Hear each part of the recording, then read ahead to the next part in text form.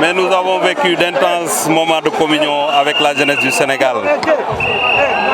À Ziguinchor, il y a une leçon de fair play qui a été délivrée à l'ensemble des sportifs sénégalais. Des phases nationales qui se sont bien déroulées et Ziguinchor s'est retrouvé en finale et la Dame Coupe devait aujourd'hui choisir son quartier, je ne dis pas sa région, parce que c'était les équipes de Ziguinchor qui étaient en finale. C'est extrêmement important. Nous tirons aussi un chapeau à la région de Thiès qui a remporté la finale cadette. Dakar n'a pas démérité, le théâtre aussi s'est bien déroulé. Et c'est ça l'objectif de l'ONCAV. Les manifestations sportives accompagnent le développement d'une nation. Et ce qu'on a vu ici avec la mobilisation de l'ensemble des autorités politiques, administratives de Ziguinchor et même de la nation a fini de démontrer que les actes posés par le président Macky Sall, ces actes-là ont été compris par la famille sportive. Ils ont bien joué dans le fair play et la Dame Coupe a choisi d'aller chez mes amis, comment on dit ça, Ala Achou. Bendoula vient de gagner, Souka Papa n'a pas démérité et c'est ça la loi du sport. Donc, monsieur le président de l'ONCAV est à féliciter avec l'ensemble de ses collaborateurs. La fédération, bien évidemment, et je profite de l'occasion pour féliciter nos joueurs du beach soccer qui viennent de gagner au Cap-Vert. Je pense même qu'ils sont revenus. Et ça, c'est extrêmement important. C'est aussi le moment de remercier le ministre des Forces armées qui a voulu mettre l'avion militaire à la disposition du sport sénégalais. C'est ça le Sénégal. Il faudrait que tous les segments du sport se donnent la main, pas dans la polémique, mais dans la construction de notre sport. Nous étions sur la procédure de possession du site et véritablement de tout ce qui tourne autour de ce site, l'étude environnementale, les impacts que cela puisse dégager, les voies d'accès et tout. Nous venons de terminer ce travail avec monsieur le gouverneur. Maintenant, quand nous aurons bouclé toute la phase procédure, nous allons lancer l'appel d'offres. Vous savez, les problèmes de procédure d'appel d'offres, ça vous prend 2 mois, 3 mois. Et donc, immédiatement après, un entrepreneur sera choisi. Vous avez vu la procédure de recours contentieux. Donc, d'ici le mois de décembre, je crois que cette phase pourrait être terminée. Et puis maintenant, en début janvier, au mois de janvier, nous pourrions commencer. S'il n'y a pas de blocage ni d'embûche, vraiment le début des travaux. La première étape de la tournée du ministre de l'Agriculture et de l'Équipement rural s'est effectuée dans la région de Ziguinchor. Ce déplacement s'inscrit dans le cadre du suivi de la campagne agricole 2016-2017 à Djibonker, dans la commune d'arrondissement de Niassia. C'est des parcelles de multiplication de semences qui ont été visitées par le ministre et ses services techniques avant de se rendre à Djibélor pour constater quelques cultures rizicoles dans le département de Bignona, plus précisément à Tangori. Le ministre a admiré ces hectares de culture d'arachide en phase de floraison avant de descendre dans les rizières d'Oulampane où des femmes trouvées sur place s'activent autour de la riziculture. Satisfait parce que j'ai vu des champs d'arachide qui s'étendent à perte de vue. J'ai vu aussi que de plus en plus, on essaie d'exploiter les vallées en vue de produire du riz à grande échelle. Par conséquent, le gouvernement du Sénégal va tout mettre en œuvre pour une diminution de la pénibilité du travail grâce à une élévation du niveau de notre mécanisation. Je pense qu'avec l'élévation du niveau de notre mécanisation, avec des semences certifiées, avec le respect des itinéraires techniques définis par la recherche, nous sommes convaincus que la région de Ziguinchor va apporter une contribution de tout premier plan en ce qui concerne l'approvisionnement du Sénégal en riz et aussi pour les autres spéculations agricoles. Ce qu'il nous faut maintenant, c'est continuer à les accompagner. Le convoi se dirige vers Sédhiou, deuxième étape de cette tournée où d'autres sites seront également visités. Par ailleurs, à Kolda, le ministre a prévu une remise symbolique de matériels agricoles légers et motorisés, au GIE et au groupement de promotion féminine du Fouladou. L'aménagement des jardins de Ziguinchor fait partie du projet initié par le président de la République. Il s'agit du programme Ville verte pour l'emploi, ProImo. C'est un projet qui intervient à l'échelle nationale du territoire du Sénégal.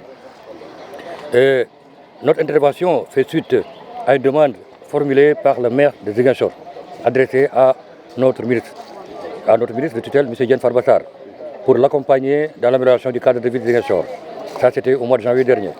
Et au mois de mai dernier, nous sommes venus ici, sur les lieux, dans le cadre d'une planification participative, d'objectifs négociés, et les autorités locales de Ziguinchor ont identifié ce premier site comme zone, comme première phase. Donc ce projet-là, nous l'avons réalisé avec la collaboration, le partenariat de la commune de Ziguinchor. Donc, comme vous le voyez ici, c'est un projet qui prend les trois dimensions. D'abord, la dimension économique, elle est importante dans le cadre de notre projet, c'est-à-dire la valorisation, en mettant, n'est-ce pas, à la disposition des populations des services urbains de proximité de qualité. Deuxième dimension, le volet social. Le volet social est également important. Le volet social, là également, cet espace permet la socialisation des habitants de Ziguinchor. Lieu de rencontre, lieu d'échange, lieu d'épanouissement. Et enfin, le troisième niveau, c'est le niveau environnemental. Nous avons donc amélioré la palette végétale qui est là. Et essayer de faire en sorte que ces espaces publics, au niveau en tout cas de la ville de Ziguinchor, soient des échangeurs urbains écologiques qui puissent permettre en tout cas aux populations de savourer l'environnement, d'améliorer donc leur environnement, d'apporter une touche beaucoup plus environnementale. Donc c'est une répétition, mais la répétition est pédagogique. D'autant plus que Ziguinchor, on l'appelle ville verte. Nous également, on est projet ville verte. Ziguinchor, ou bien la capitale de la Casamance, Casamance verte. Donc on est venu ici renforcer, n'est-ce pas, le potentiel en tout cas végétal de Ziguinchor. En vue de renforcer les capacités des élus locaux, le ministère de la Gouvernance locale, du développement et de l'aménagement du territoire a organisé un atelier de formation pour les 10 acteurs. Cette formation a pris en charge les modules tels que la gestion financière, l'état civil et entre autres. L'adjoint au gouverneur qui a présidé l'atelier a magnifié cette initiative.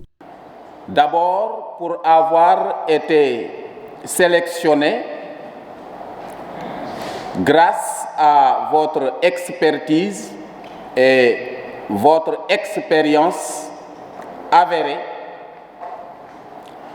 mais aussi pour avoir accepté de se mettre en conclave pendant 5 jours à l'effet de travailler techniquement sur les modules de formation à proposer. Je voudrais donc, au nom du président du comité régional, au nom de monsieur le gouverneur, vous en féliciter vivement. Mais j'en suis sûr, en le faisant, vous avez voulu rester connecté à la vision de l'autorité centrale. En l'occurrence, son Excellence, Monsieur le Président de la République, mais également à celle du ministre en charge de la gouvernance locale, qui, tous les deux, comptent faire de la formation et de la communication un levier efficace de gouvernance et d'émergence territoriale. Nombreux étaient les experts en management décentralisé qui ont pris part à cet atelier. Michel Bazan revient sur la pertinence de ces modules de formation. Cet atelier me semble extrêmement important, ne serait-ce que pour 2 raisons fondamentales. Donc il permet, à partir des besoins exprimés à la base par les collectivités locales, aux consultants chargés de participer au renforcement de capacité des élus et autres acteurs locaux, d'au moins s'entendre sur les contenus à dispenser à la base. Et quand je dis contenu, c'est en termes de connaissances, d'aptitudes, mais également en termes de pratiques qui entraînent des changements réels au sein de la vie des collectivités et à la fin des populations. Donc ça, c'est un élément qui est important. Le fait qu'on puisse s'accorder sur ça. Ça, c'est la première chose.